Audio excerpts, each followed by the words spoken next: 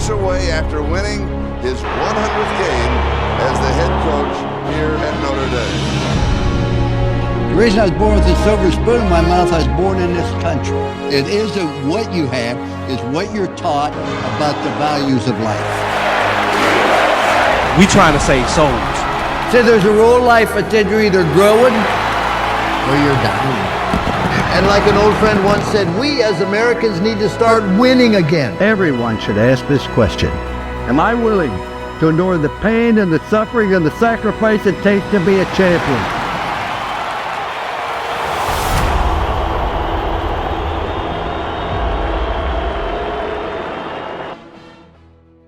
Brian Urlacher, he was born in Aurora, Washington, later raised in New Mexico. His parents worked hard to provide for both him and his brother, and the memories of his parents serving as the roots for his well-known work ethic. Despite his excellence on high school football fields in New Mexico, Brian wasn't offered a scholarship by the university he hoped to attend.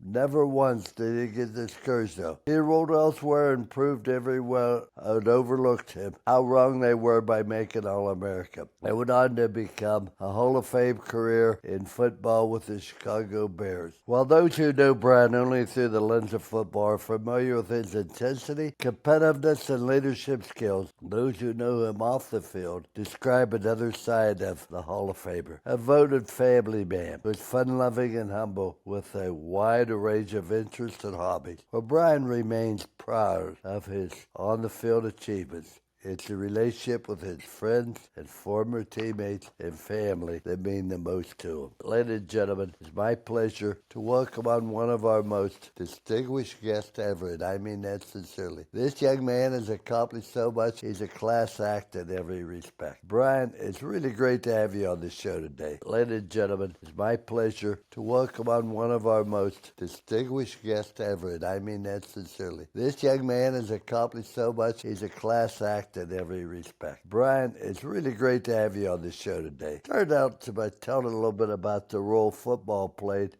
in life growing up and how you fell in love with it. First of all, thanks for having me on, Coach. Always great to see you. Big fan as usual.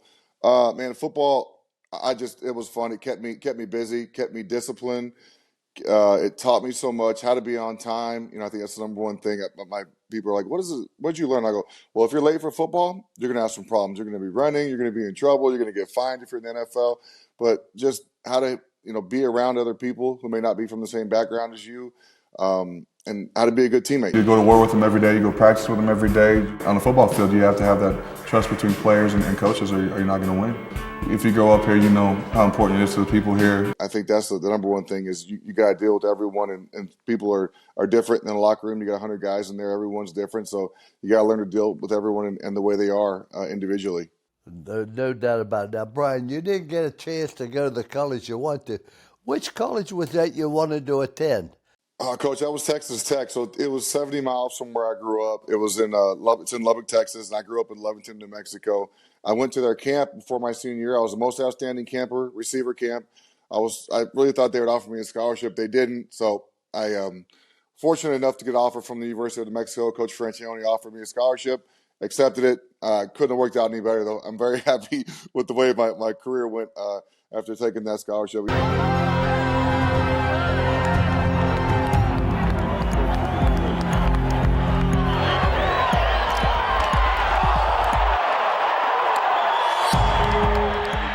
Federic steps out of it.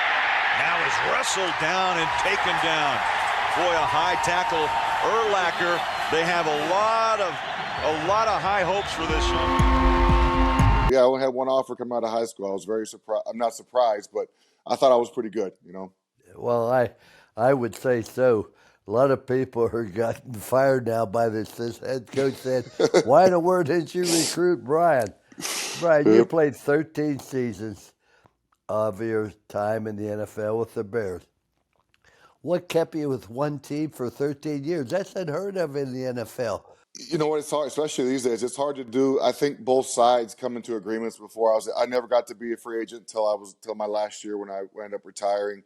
The Bears got my contract done early, and I wanted to stay there. I mean, I can't imagine playing for another franchise. So it was pretty simple. They were great about getting it done, and I was willing to get it done as well, and played my whole career there. So I was very fortunate in that aspect. Right. Who were the players on your team that were the closest with you, and who influenced you the most? The closest guy is probably Alex Brown, played at the University of Florida, one of my favorite teammates of all time. Charles Tillman, a corner for us. Lance Briggs. But the guy who probably influenced me the most was probably Olin Kreutz, our center, when I was there. Olin played at the University of Washington, played for the Bears for, I played 11 years alongside him. He was a center, but I feel like he influenced me the most because he was the best player on our team. And leadership-wise, he showed us what not to do and what to do as a leader. So I tried to follow in his footsteps and do some of the things he did. But on the field, he challenged me every day to be a better player, which I really appreciated. How close were you with him off the field? We play golf. We, during, when you're not playing during off season, you guys kind of do their own things. So we're still friends. We still talk today, but it's everyone, when you retire, everyone kind of goes their separate directions and kind of dives into their family. Well, I want to talk to you about one of the most notable games in 2006, the Bears versus the Cardinals. You had over 20 tackles. Active receiver, a lot of catches. There's Edgerrin James. Run. James runs out of the glove. Urlacher brings him down. 7 of 7. Throw this away. That's Urlacher. Here is Leinart to Edgerrin James. Flags bring him back to second and 18. Denver. Tate was with Kansas City. And James. Complete for the first down. The check down. Man. Completely brings the Cardinals a little bit farther, yards or less. Leinart and James. Again, duck down. It is. Runs right into Urlacher. Nowhere to go. Right now, the Bears defense spins again. Urlacher, James the run. Is over there. Now all of a sudden, then Urlacher knocked that one down. James tackled by Brian Urlacher. Watch Urlacher here, guys. Kept reaching it. Who else? Urlacher. Brian Urlacher has decided to take over this football game. I see you all over the field for the first down. Edgerrin James protecting the one. James. Your teammate, Devin Hester, called you the Incredible Hawk. How you just ran people over and walk on, round them up, and everything out of the way. What do you remember most about that game and how you felt? Were you in a special zone? I tell you what, I remember we were down 20-0 at halftime. That's what I remember. And I remember Olin Kreutz came in the locker room and says, "We are not losing this game." That's what I remember the most about that game. The second half, it's like I felt like I wasn't getting blocked, honestly. They tried to run the ball and just kind of keep the lead there. And I just felt like I wasn't getting blocked and running in the backfield, making a bunch of plays. They missed a field goal at the end of the game to win it. Devin Hester was going to the Hall of Fame this year, ran a punt back to put us in the lead 24-23. We ended up winning, but I just felt like I wasn't getting blocked. If that's what the zone feels like, that's probably the closest I've ever been to being in that zone, I guess, making plays. Did that change the standard by which you accepted the rest of your career? I'll tell you what, I don't feel like that was my best game, Coach. I mean, I made a lot of tackles that game, but I feel like linebackers are supposed to make tackles. They got a couple tackles for loss, a caused fumble, but there were other games where I had more impactful plays, where interceptions, caused fumbles, sacks. I always feel like I was supposed to make tackles. I had a bunch that game, but that's what I was supposed to do. I feel like when I made bigger impact plays were the games that I had better games. Well, Brett, you were on the field for almost 200 games, starting for pretty much most of them. Mm-hmm. How'd you manage to stay consistently strong for that long a time? That's a long time in the NFL. That is a long time. Number one, you got to stay healthy. And I think taking care of your body is the number one thing. I learned that early on. I watched the guys around me and how they took care of their bodies off the field. You know, I was a workout warrior. I love being in the weight room anyway, so that was easy for me to do. But the stretching, the eating, I figured out as my career went on, you got to change that up a little bit. But you got to be lucky. You got to not get hurt. You know, I did suffer some injuries at points in my career, but I think the number one thing is just staying healthy and being on the field. Well, I know how hard it is to exercise, to do the thing. Who motivated you to do this? Who really taught you the value of that? Well, I was very fortunate. My parents always made sure I was at workouts when I was young, but we had a coach in high school named Coach Jaime Quinones who made sure when I was like in 7th grade, he made sure I was at the workouts every summer. You know, my brother and I are always there, and then when I got older, it was just me thinking if I didn't work out, someone was going to be getting better than me on that day. So in my mind, it was me telling myself I needed to get better because if I wasn't, someone was out there getting better than me.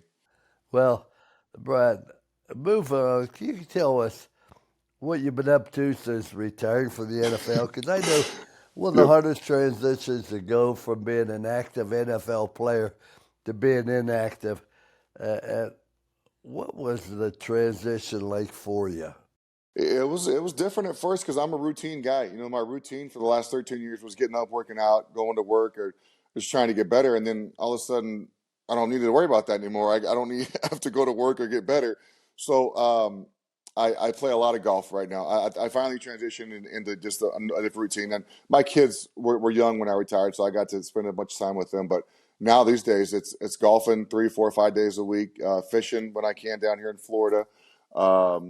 Riding my mountain bike, riding the Peloton. Still trying to center my life around working out, just not as much anymore. And my kids are all in college now, so they're out of the house. So I'm just trying to hang out with my wife, and we spend a bunch of time together. Where do you live now? Permanent home is in Arizona. We also I'm in Florida right now at our house here in Florida in Naples, but our permanent home is in Arizona. We stay there pretty much year round. It's been a long time since you and I played golf together in Augusta.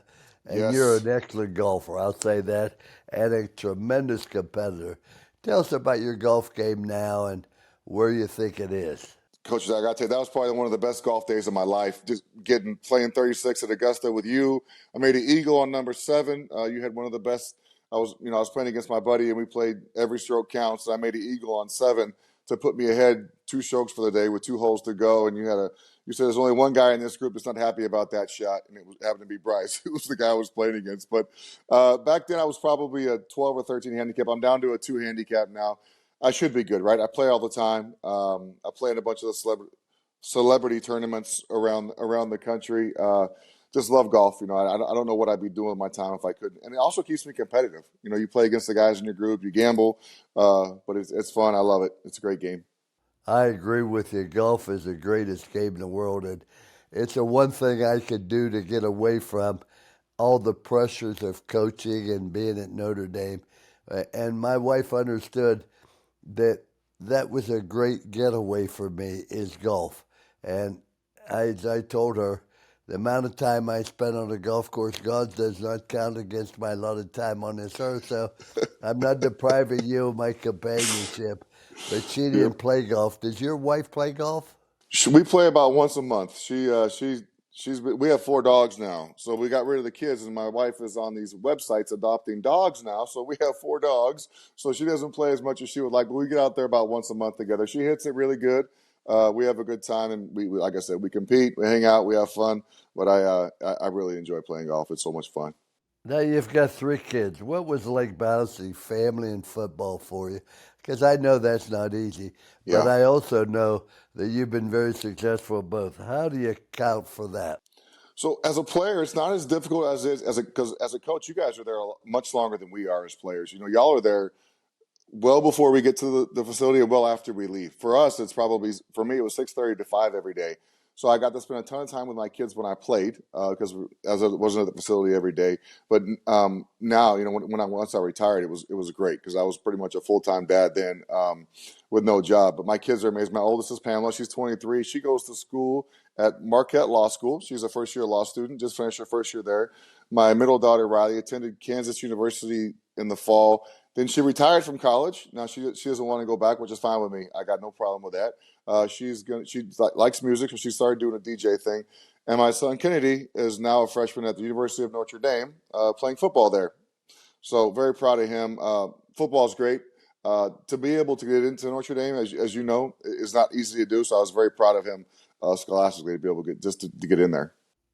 What helped him make his decision to go to Notre Dame? Because I know he had an awful lot of options. He did. He had some great offers. He took some visits, but once he met Marcus and we went to that campus and he saw the tradition and just everything that surrounds that place. And also we spoke to some players I played with a bunch of guys who played at Notre Dame. They're different. Those guys are different in the locker room. They're different personality-wise. They're different character-wise. I think that, and I pushed him to go there. I love that place. I think it's amazing. He was pushing here hard. Yes, he loved it over here. So I loved it over here too, obviously. But yes, this was his favorite place. But I think the number one thing was Marcus. Marcus's influence and the way he spoke to the kids had a lot to do with why he chose there. Yes, he definitely Honestly, everything he told me was true about just college life, and yeah, we talk every day about it. So He's a wonderful man. I know him very, very well. And he Yes. loves Notre Dame, and he coaches there for the proper reasons. But I can vouch that your son made a great choice, not just in football, but when Life. he graduates from there. It's like when people are recruiting you, say, what school you interested in? Say, well, I'm looking at Alabama, I'm looking at Georgia, I'm looking at Notre Dame. They go, oh, Notre Dame, because it Yes. just is different. There's no doubt about it. Yes, And sir. you go to Notre Dame, Brian, not to learn to do something, but to learn to become somebody. And the choices you make is what really determines your future in life, no matter where you are, good or bad, or because of choices you made. So he made a Yes. great choice, and Thank you. you'll Proud get a of him. chance. You'll get a chance to watch him play, and you'll love being at Notre Dame. I promise you. We're excited for him. I mean, like I told him, I said, football's such a minute part of your life. You know, you'll play even if you play in the NFL, it's still an eighth of your life. You know, that degree you're going to get from Notre Dame is going to carry you on for the rest of your life beyond football. So proud of him for that. What I say is going to Notre Dame is not a 4-year decision. It's a 40-year decision. Because for the Yes. next 40 years, you'll be glad that you did it. Now, what are your expectations for your son at Notre Dame this year on the football field? Don't have any, honestly. I don't know. Football is great. You know, it gave him the opportunity to get to go to school there, but I don't know what it. I don't. He's playing behind a great player, Xavier Watts, their free safety. My son plays free safety as well. I don't know, not sure where he is on the depth chart right now, but I don't have any expectations. I'm just glad he's going to school there. He's enjoying it. He's busting his butt. Did a great job in the classroom his first semester there in the spring. So, no expectations on the football field. We'll let the coaches decide that. It's not for me to decide. Well, he must be a good student to even get into Notre Dame, because I Yes. know how hard that is. And so congratulations to him. Now, as you know, Brian, the theme of the show is coaching America back to greatness. So when I think about all the changes I've seen in this country and the culture, now you're with a football team. You go through 4 stages. You learn how to compete. Then you learn how to win. Then you learn how to handle winning. Then you develop the championship culture. And the culture defines exactly what type of program you're going to have. What do we need to do to get America's culture back to greatness? Because it has declined. And there's no wonder when you bring in this many immigrants and they come here and want us to become them. They don't come here and want us to become, they don't want to become us. Yeah. And when you look at all the different policies and different examples and things, what in the world do we have to do? And you're a great observer of people. What are the changes you've seen in our culture? So I'll say this: the last 3.5 years have been different because everything that was in place before this administration started was wiped out on day one. Right? The current president came in and wiped out all the orders that Mr. Trump had in place. And I'm a big Trump guy, so I'm gonna say it right now. I'm not scared to say it. I believe President Trump created the best immigration policy, the best border policy, and it showed in the numbers of people that were coming across the border especially compared to what it is now. Well, under President Biden, each year there have been more and more border crossings. According to the Office of Homeland Security statistics, there are around 2.46 million encounters by Border Patrol agents in the Southwest in fiscal year 2023. In 2022, there were 2.34 million encounters. In 2021, there were 1.7 million. Compare that to the 4 years of the Trump administration, and it is higher. On average, from fiscal year 2017 through 2020, when former President Trump was in office, encounters averaged around 572,000 each year. And that once on day one, Biden came in and changed everything. He brought a bunch of executive orders to get rid of our immigration policy. But just, you know, when people are hired because of what not because they're qualified, but because of their sex, their gender, what they believe in, those aren't great. I don't believe that's great hiring. I think people should be hired no matter what color they are, no matter what gender they are, no matter what sex they are. They should be hired for their qualifications. That's how they should be hired for a job. And that's not happening right now in America. It needs to change to go back the way it used to be, and hopefully it will pretty soon. I could agree with you more on that, Brian. It should be one of ability to achieve something, ability to accomplish the task that you have at hand. And when we have so many DEIs, that doesn't really make us great. And everybody should have the opportunity to succeed. I'm a great believer. White, black, yellow, you ought to have the same opportunity I have, but I should have the same opportunity you have. No better, no worse. And then let's go from there. Not everybody be All-American. Not everybody be All-Conference. Not everybody be first team. Not everybody be an A student. But everybody can be the best they're capable of being.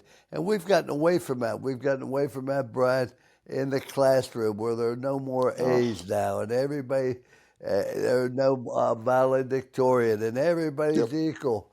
Let's not create any problems just to make everybody... That's not what made this country great. That's not our culture. It is not. We're competitive people by nature. We need to be competitive. We need to be able to strive to have something, to have a goal in mind to accomplish. It's gotten haywire the last couple of years.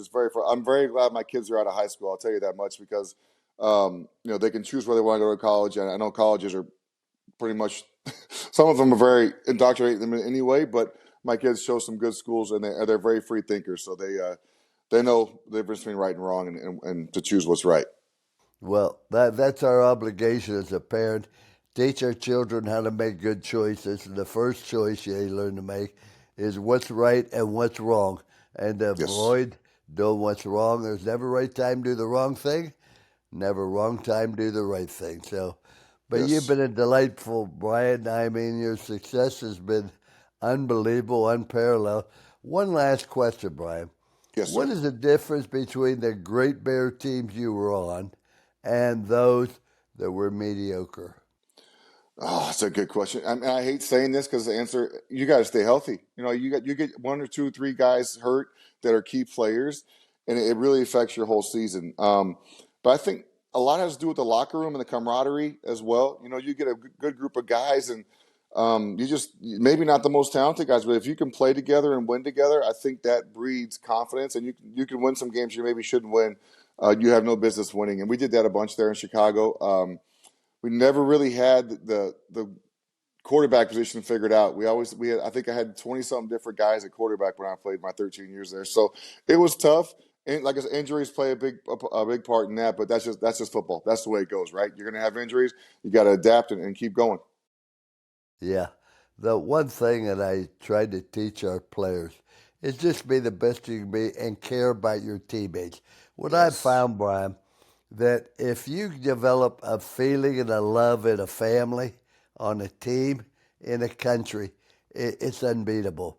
And you don't have to like the same music or anything, but you have to share the same values. And our values are we believe in doing the right thing. We believe in being honest. We believe in helping other people. And the list goes on now. But, boy, what a pleasure it is to have you, Brian. I wish you were a twin. I wish you were twins so we could get your brother on soon because you've been a delight. Thanks for having me, Coach. It's always good talking to you. You take care. Bye now. Appreciate it. And he walks away after winning his 100th game as the head coach here at Notre Dame. The reason I was born with a silver spoon in my mouth, I was born in this country. It isn't what you have, it's what you're taught about the values of life. We trying to save souls. See, there's a rule in life that you're either growing or you're dying. And like an old friend once said, we as Americans need to start winning again. Everyone should ask this question. Am I willing to endure the pain and the suffering and the sacrifice it takes to be a champion?